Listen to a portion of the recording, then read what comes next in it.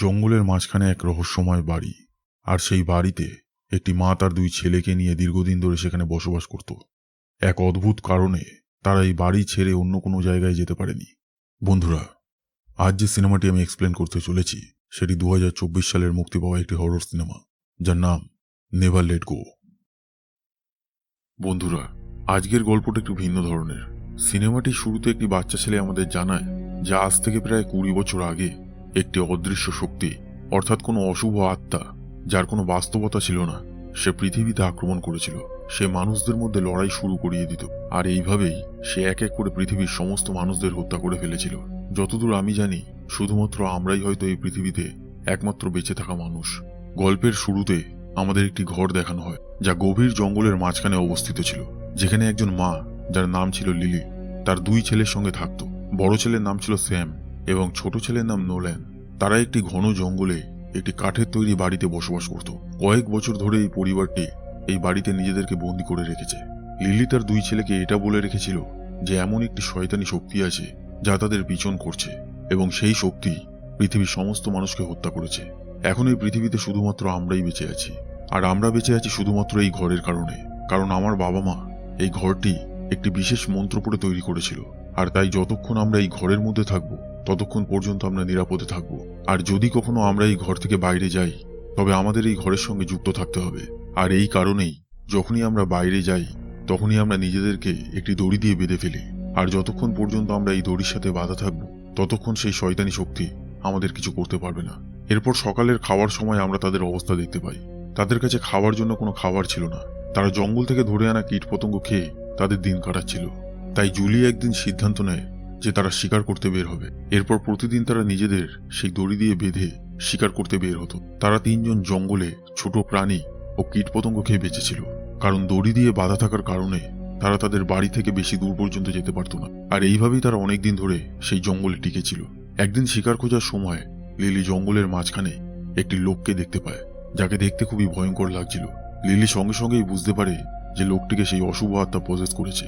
তবে লিলি এসব বিষয় আগে থেকেই দেখে আসছে, তাই সে তাকে উপেক্ষা করে। এটি তার জন্য নতুন কিছু ছিল না, সে ছোটবেলা থেকেই এসব দেখে আসছে। অন্যদিকে নোল্যান ডিম খুঁজতে একটি গাছে ওঠে, কিন্তু দুর্ভাগ্যবশত গাছের বাসায় থাকা সব ডিম আগে থেকেই ভাঙা অবস্থায় ছিল।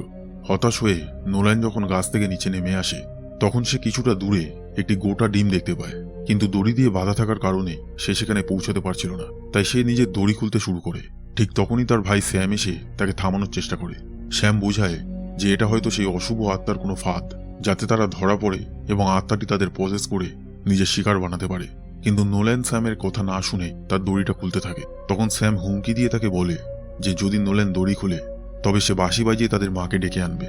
তখন বাধ্য হয়ে নোল্যান তার কথা মেনে নেয়।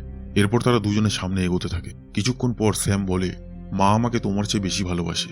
এই কথা শুনে নোল্যান জিজ্ঞেস করে, তুমি কি বললে? স্যাম তখন উত্তর দেয় যে আমি কিছুই বলিনি। কিন্তু নোল্যানের মনে হয় যে স্যাম মিথ্যে বলছে, তাই সে তার পায়ের নিচে স্যামের দড়িটা চেপে ধরে, যার ফলে স্যাম নিচে পড়ে যায় আর তার দড়িটা খুলে যায়। স্যামকে এই অবস্থায় দেখে নোল্যান সঙ্গে সঙ্গে বাঁশি বাজায়, যাতে সে তার মাকে সংকেত দিতে পারে। কিন্তু ততক্ষণে অনেক দেরি হয়ে যায়, কারণ স্যাম তার চারপাশে অদ্ভুত সব শব্দ শুনতে শুরু করে।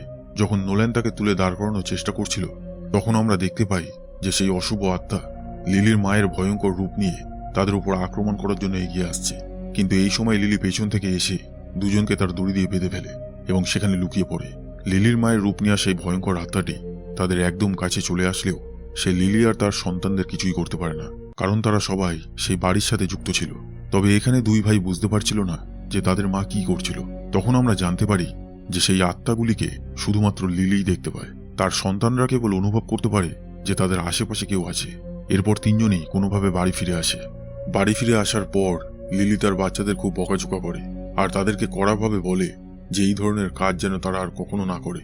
সেই রাতেই যখন তারা সবাই একসঙ্গে বসে খাবার খাচ্ছিল, তখন লিলি তাদের দুই ছেলেকে সেই অশুভ আত্মার সম্পর্কে বিস্তারিত বলতে শুরু করে। সে বলে যে কিভাবে সেই আত্মা মানুষের সঙ্গে ধোঁকা করে তাদেরকে ডেকে নিজের কাছে নিয়ে যায় আর তারপর তাদের মেরে ফেলে। সে আরো বলে যে কয়েক বছর আগে একদিন আমি জঙ্গলে খাবারের খোঁজে গিয়েছিলাম, তখন একটি ছোট মেয়েকে দেখতে পাই। তার পায়ে একটি গর্তে আটকে গিয়েছিল আর সে কাঁদছিল এবং সাহায্যের জন্য আমাকে ডাকছিল, কিন্তু দড়ির কারণে আমি তার কাছে যেতে পারিনি। ধীরে ধীরে মেয়েটি সেখানে ব্যথায় কাতর হয়ে মারা যায়। তবে সে আসলে কোনো মেয়ে ছিল না, সে ছিল সেই এন্টিটি যে মেয়ের ছদ্মবেশে আমাকে মেরে ফেলার জন্য এসেছিল। আর আজ যদি তোমরা বেশি সময় ধরে দড়ি থেকে দূরে থাকতে, তাহলে সেই ক্রিয়েচার তোমাদেরও তার ফাঁদে ফেলে মেরে ফেলতো। এরপর লিলি একটি বিশেষ রিচুয়াল করে, যাতে তাদের ভেতরের অশুভ শক্তি বের হয়ে যায়। এই কারণেই সে 2 সন্তানকে বাড়ির বেসমেন্টে তালাবদ্ধ করে রাখে, যাতে বাড়ির শক্তি তাদের আবার শুদ্ধ করতে পারে। তবে নোল্যান তার মায়ের কথা একেবারেই বিশ্বাস করত না। সে মনে করত যে তার মা হয়তো তাদের মিথ্যে বলছে। রাতের বেলা সে তার বড় ভাই স্যামকে বলে যে আজ আমরা দড়ি ছাড়াই বাইরে গিয়েছিলাম, কিন্তু আমাদের কিছুই হয়নি, এর মানে কোনো এন্টিটি বলে কিছুই নেই। তখন স্যাম তাকে বোঝায় যে মা যা বলছে সেটা ঠিক, বাইরে যাওয়া সত্যিই খুব বিপজ্জনক, আমাদের কখনো দড়ি ছাড়া বাইরে যাওয়া উচিত নয়। তখন নোল্যান বলে মা মিথ্যে বলছে, মা আমাদের কখনো বলেনি যে সে কেন বাবা আর দাদুকে মেরে ফেলেছিল। এটা শুনে স্যাম তাকে জানায় যে মা তাদেরকে মেরেছিল কারণ তারা পজেস হয়ে গিয়েছিল, আমাদের রক্ষা করার জন্যই মা এটা করতে বাধ্য হয়েছিল। তখন নোল্যান প্রশ্ন করে যে যদি সেই এন্টিটি মানুষকে দড়ি ছাড়া পজেস করতে পারে, তাহলে সে আমাদের কুকুর ডিউককে কেন মারে না? স্যাম উত্তর দেয় যে ডিউক তো শুধুই একটা প্রাণী, সেই এন্টিটি সবসময় একজন মানুষের খোঁজে থাকে, যাতে তাকে নিজের নিয়ন্ত্রণে এনে তার পুরো পরিবারকে শেষ করে দিতে পারে। সেই রাতেই লিলি স্বপ্ন দেখে যে সেই এন্টিটি তার স্বামীর রূপ ধরে তার সামনে এসেছে। সে লিলির সঙ্গে রোমান্টিক কথা বলে এবং তাদের পুরনো সুখের দিনগুলোর কথা মনে করিয়ে দেয়, কেমন ভাবে তারা একটা সুখী পরিবারের মতো একসাথে থাকতো। কিন্তু তুমি সবকিছু শেষ করে দিলে। লিলি তখন বলে যে আমি যা করেছি আমার ছেলেদের ভালোর জন্য করেছি। এটা শুনে লিলির হাজবেন্ড তাকে ধমক দিয়ে বলে যে তুমি তোমার বাচ্চাদের যতই সামলে রাখো না কেন, তারা আর বেশি দিন বেঁচে নেই। আসলে সে লিলির হাজবেন্ড ছিল না, সে ছিল সেই অশুভ আত্মা যে লিলির হাজবেন্ড সেজে এসেছিল। পরের দিন সকালে নোল্যান লক্ষ্য করে যে তার মায়ের পিঠে একটা ট্যাটু আঁকা ছিল, যা সেই ক্রিয়েচারের সিম্বল। সে তখন তার মাকে প্রশ্ন করে যে আমরা তো সেই ক্রিয়েচারের হাত থেকে পালানোর চেষ্টা করছি, তাহলে তুমি কেন তার সিম্বলের ট্যাটু করিয়েছ? নোল্যানের কাছে ব্যাপারটি খুব অদ্ভুত লাগে, কারণ নিজের পিঠে নিজেই ট্যাটু করা একজন মানুষের পক্ষে অসম্ভব। তখন লিলি রাগ করে বলে যে আমি এটি অনেক আগেই করিয়েছিলাম, যখন এই সব কিছু শুরুই হয়নি। এরপর ধীরে ধীরে অনেকগুলো সময় কেটে যায়, আর তারা 3 জন সেই বাড়িতে ভালোভাবেই দিন কাটাচ্ছিল। কিন্তু এক রাতে লিলি যখন বাথরুমে স্নান করছিল, হঠাৎ নোল্যান সেখানে চলে আসে। আসলে নোল্যানের একটি সমস্যা ছিল, সে মাঝে মধ্যেই ঘুমের মধ্যে হাঁটত। এই কারণেই লিলি সবসময় তার পায়ে একটা ঘন্টি বেঁধে রাখত, কিন্তু সেদিন সে ঘন্টিটি বাঁধতে ভুলে গিয়েছিল। তাই নোল্যান ঘুমের ঘোরে হাঁটতে হাঁটতে বাথরুম পর্যন্ত পৌঁছে যায়। তারপর লিলি তাকে নিয়ে এসে তার বিছানায় শুইয়ে দেয়। একদিন সকালে যখন লিলি শিকার করতে যায়, তখন সে গাছের পেছন থেকে কিছু নড়াচড়ার শব্দ শুনতে পায়। তার মনে হয় যে হয়তো কোনো হরিণ হবে, তাই সে তার ক্রসবো বের করে। কিন্তু তখন সে দেখে যে একটি কাক তার ছেলে নোল্যানের শরীর ছিঁড়ে ছিঁড়ে খাচ্ছে। এটি দেখে সে ভীষণ ভয় পেয়ে যায়, কিন্তু পরে সে বুঝতে পারে যে এটি তার কল্পনা ছাড়া আর কিছুই নয়। এরপর সে তাড়াতাড়ি করে বাড়ি ফিরে আসে, কিন্তু সেদিন শিকার না পাওয়ার কারণে তাদের গাছের ছালকে দিন কাটাতে হয়।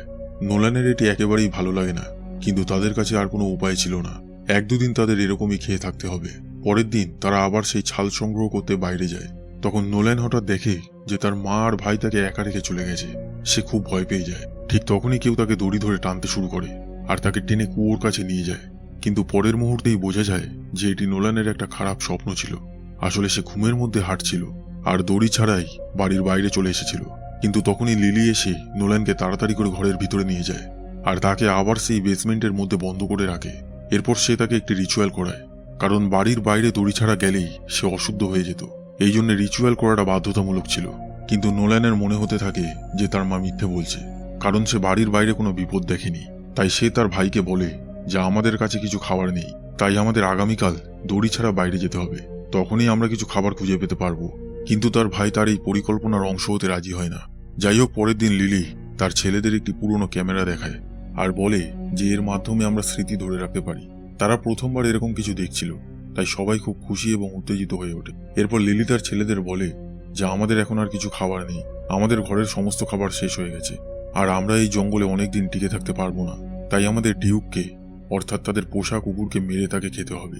এটা শুনে নোল্যান খুব রেগে যায় আর সে তার মাকে এটা করতে বাধা দেয়। সে বলে তুমি তোমার কাজ ঠিকভাবে করতে পারছো না, তাহলে এতে আমার কুকুরের কি দোষ? যাও তুমি বাইরে গিয়ে খাবার নিয়ে আসো। কিন্তু লিলি বলে যে এটা সম্ভব নয়। এরপর সে নোল্যানের হাত থেকে তার কুকুরটিকে কেড়ে নেয় এবং গ্রিন হাউসে চলে যায়। এখানে লিলিও কুকুরটিকে হত্যা করতে চাইছিল না, কারণ সেও তাকে তার পরিবারের একটি অংশ বলে মনে করত।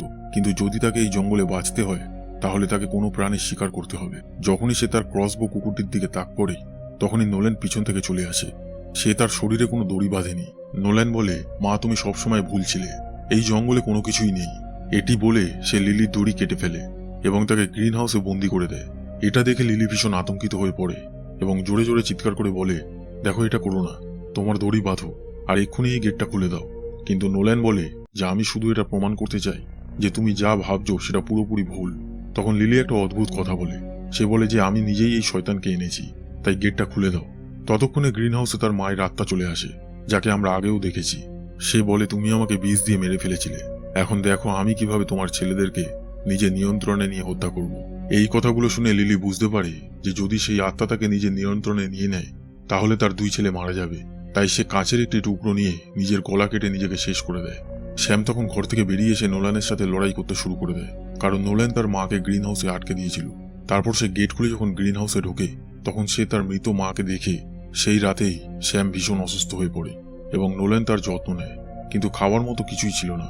তাই নোলান 3টি দড়ি একসাথে জুড়ে একটি বড় দড়ি তৈরি করে এবং সাহায্য চাওয়ার জন্য জঙ্গলের বাইরে প্রধান রাস্তায় পৌঁছে যায়। অনেকক্ষণ সেখান থেকে কাউকে না পেয়ে সে হতাশ হয়ে বাড়ি ফিরে আসে। তখনই একটি লোক তার পেছনে এসে হাজির হয়। স্যাম সেই লোকটিকে দেখে তার দিকে ক্রসবো তাক করে। ভয় তখন লোকটি বলে যে আমার একটা মেয়ে আছে, দয়া করে আমাকে মেরো না, আমাকে যেতে দাও। কিন্তু স্যাম তার কথা শোনে না এবং তীর দিয়ে তাকে আঘাত করে, কারণ তার মনে হয়েছিল যে লোকটি কোনো মানুষ নয়, সেই ভয়ঙ্কর আত্মা যে তাদের ফাঁদে ফেলতে এসেছে। আঘাত পেয়ে লোকটি জঙ্গলের দিকে দৌড়ে পালাতে শুরু করে, কিন্তু নোল্যান তার পিছু নেয়। কিছুক্ষণ পর নোল্যান তাকে ধরে ফেলে এবং দেখে যে লোকটি তার ফোন থেকে 911-এ কল করেছে। ফোনের অপর প্রান্ত থেকে পুলিশ তার লোকেশন জিজ্ঞেস করছিল। এটি দেখে নোল্যান হতবাক হয়ে যায়, কারণ সে জীবনে প্রথমবার ফোন দেখছিল। এরপর নোল্যান সেই লোকটির ব্যাগ নিয়ে বাড়ি ফিরে আসে। তার মনে হয়েছিল যে হয়তো ব্যাগে খাবার থাকতে পারে, আর সত্যিই ব্যাগে কিছু খাবার ছিল। কিন্তু স্যাম তাকে বলে যে তুমি এটা স্পর্শ করো না। নোল্যান বলে এটা আসল। এই নিয়ে তাদের মধ্যে তর্ক শুরু হয়ে যায়। অবশেষে খিদের কারণে স্যাম বাধ্য হয়ে কিছু খাবার খেয়ে নেয়। এরপর স্যাম ব্যাগে লোকটির এবং তার মেয়ের একটি ছবি দেখতে পায়, আর ছবিটি দেখে স্যামের খুব খারাপ লাগে, কারণ সে বুঝতে পারে যে লোকটি সত্যিই একজন মানুষ ছিল। সে একজন নির্দোষ লোককে হত্যা করেছে। এই ভেবে সে বাইরে এসে বসে। ঠিক তখনই সে গ্রিন হাউসের কাছে কান্নার শব্দ শুনতে পায়। স্যাম টর্চ নিয়ে সেখানে গেলে সে দেখে যে সেখানে একটি মেয়ে ছিল। মেয়েটি তখন স্যামকে জিজ্ঞেস করে, তুমি কি এখানে একজন লোককে দেখেছ? সে আমার বাবা ছিল। স্যাম তাকে বলে যে তার বাবা মারা গেছে। এটা শুনে মেয়েটি অনেক কাঁদতে থাকে। স্যাম বুঝতে পেরে গিয়েছিল যে মেয়েটি আসলে কে, এই কারণে সে তার কাছে যায়, কিন্তু মেয়েটি হঠাৎ দৌড়ে জঙ্গলের ভেতরে চলে যায়। স্যামও তখন সেই মেয়েটির পেছনে দৌড়াতে থাকে, কিন্তু এক জায়গায় এসে স্যাম থেমে যায়, কারণ সে তখনও দড়ি দিয়ে বাঁধা ছিল। মেয়েটিকে খোঁজার জন্য সে তখন দড়ি খুলে ফেলে। দড়ি খুলতেই সে তার চারপাশে অদ্ভুত কিছু অনুভব করতে শুরু করে। তখন স্যাম দেখতে পায় যে মেয়েটি আসলে কোনো মানুষ ছিল না। সেই মেয়েটি এক ভয়ঙ্কর প্রাণীতে রূপান্তরিত হয় এবং স্যামের উপর আক্রমণ করে। অন্যদিকে নোল্যানকে দেখানো হয় যে স্যামকে বাড়িতে না পেয়ে তাকে চারপাশে খুঁজতে থাকে, কিন্তু তখনই তার নজর সামনে দাঁড়িয়ে থাকা একটি গাড়ি এবং সেই মেয়েটির ওপর পড়ে। এরই মধ্যে স্যাম পিছন থেকে নোল্যানের দড়ি কেটে ফেলে, যা দেখে নোল্যান খুব ভয় পেয়ে যায় এবং তৎক্ষণাৎ দৌড়ে বাড়ির ভেতরে ঢুকে লুকিয়ে পড়ে। বাড়ির ভেতরে আসার পর নোল্যান দেখে যে স্যাম ঘরের এক কোণে বসে আছে এবং তার উপরে এক কালো ছায়া রয়েছে। এটি দেখে নোল্যান বুঝতে পারে যে স্যাম একটি প্রেতাত্মার দখলে রয়েছে। নোল্যান বাড়ির দেয়াল ধরে এগোতে থাকে, কিন্তু এখন স্যাম অত্যন্ত শক্তিশালী হয়ে উঠেছিল।